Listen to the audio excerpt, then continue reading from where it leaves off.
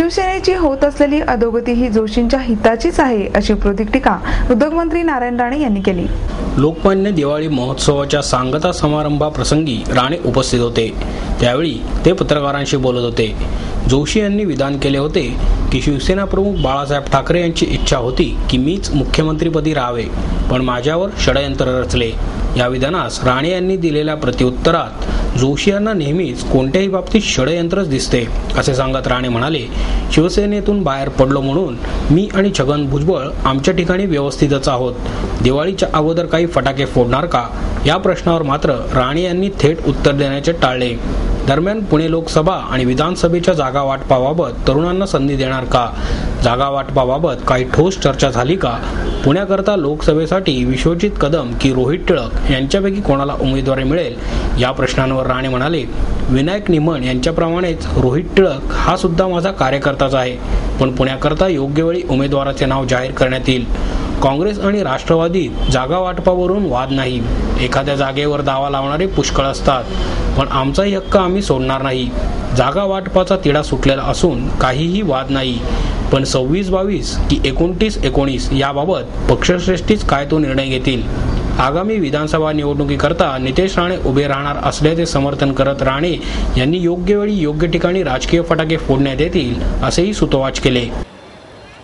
हे आमंत्रण दिवाळीच्या पूर्वसंध्येचं मी स्वीकारलं। याचं कारण असं आहे की दिवाळी हा आपला सर्वांचा अतिशय आवडता आणि आनंद देणारा सण आहे आणि या सणाच्या निमित्ताने या सणाच्या अगोदर जर पुण्यातील लोकांचं दर्शन घेतलं आणि आशीर्वाद घेतले तर राजकारणात आणि समाजकारणात फार उपयुक्त ठरतात। म्हणून हे आमंत्रण स्वीकारून मी आज उपस्थित राहिलेलो आहे। वातावरण अतिशय आनंदाचं आहे। एका बाजूला महागाई आहे असं म्हणतो, पण दुसऱ्या बाजूला रोहित टिळक यांनी दिवाळीसाठी लागणाऱ्या वस्तू आहेत, पदार्थ आहेत, हे माफक दरात इथे विकण्याचंही काम केलेलं आहे।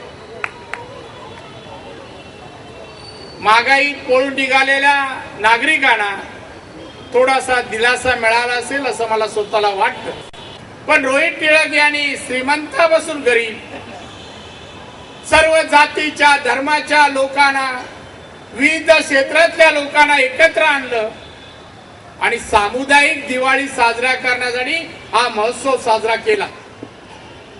अतिशय स्तुत्य उपक्रम आहे असंही म्हणेन। लोकमान्य टिळक साहेबांनी घरातला गणपती सार्वजनिक ठिकाणी आणला स्वातंत्र्याचे धडे देण्यासाठी, प्रबोधन करण्यासाठी, आणि तेही सार्वजनिक गणेश उत्सव आजही मोठ्या प्रमाणे राज्यात आणि देशात साजरे होतात। रोहित टिळक हे याच घराण्यातील असून त्यांचेच वारस असून त्याने या उपक्रम सार्वजनिक उपक्रम जो सुरू केलाय त्याचे प्रबोधन या राज्यात होईल आणि असे सार्वजनिक दिवाळी साजरा करायचे उपक्रम महाराष्ट्रभर चालू राहतील असं मला वाटतं। यामुळे जात धर्म एकमेकाला कोण विचारणार नाही। फराळाला लाडवाला जात नसते आणि धर्मही नाही, चकलीला पण नाही। त्यामुळे खाताना आपण माझ्या भाषणांचा फराळ करणार आहोत, तो ना जातीचा ना धर्माचा, तो दिवाळीचा आनंद लुटण्यासाठी फराळ आपण घेतो।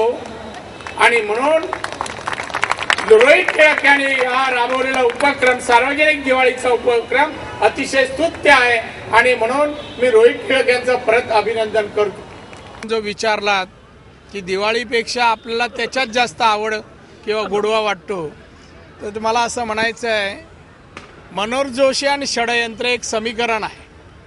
त्यामुळे त्यांना सगळीकडे षडयंत्रानेच सगळं काय घडतं असं दिसतं आणि त्यामुळे तसं ते बोलले असतील। हो, चांगलं झालं ते आता दिसतंय ना, आकुंचन पावत चालली शिवसेना। आम्ही गेल्यानंतर आम्ही आमच्या जागी बरोबर आहोत, पण आता शिवसेनेची संख्या कमी होत चाललेली आहे। हे त्यांच्या दृष्टीने, मनोहर जोशींच्या दृष्टीने हे चांगलं झालं। शिवसेना अधोगतीकडे गेली ही सरांच्या बाबतीत चांगली गोष्ट आहे। उमेदवार योग्य वेळी नाव जाहीर होईल, अगोदर द्यायचा नसतो. योग्य वेळी योग्य उमेदवार जो सगळ्या पक्षांपेक्षा उजवा असेल असा उमेदवार काँग्रेस देईल. पुण्याच्या जागेवरती राष्ट्रवादीने क्लेम पण केलेला आहे, अशाही चर्चा आहेत. नाही, क्लेम सगळेच करतात, पण आमचा हक्क आम्ही सोडत नाही. पुण्याची जागा सोडणार नाही. आमचा हक्क आम्ही सोडत नाही. आणि जागा वाटपाचा तिढा कधीपर्यंत सुटेल? तिढा सुटलेला आहे, आमचा काही वाद नाही. काल दिल्लीमध्ये काय चर्चा झाली?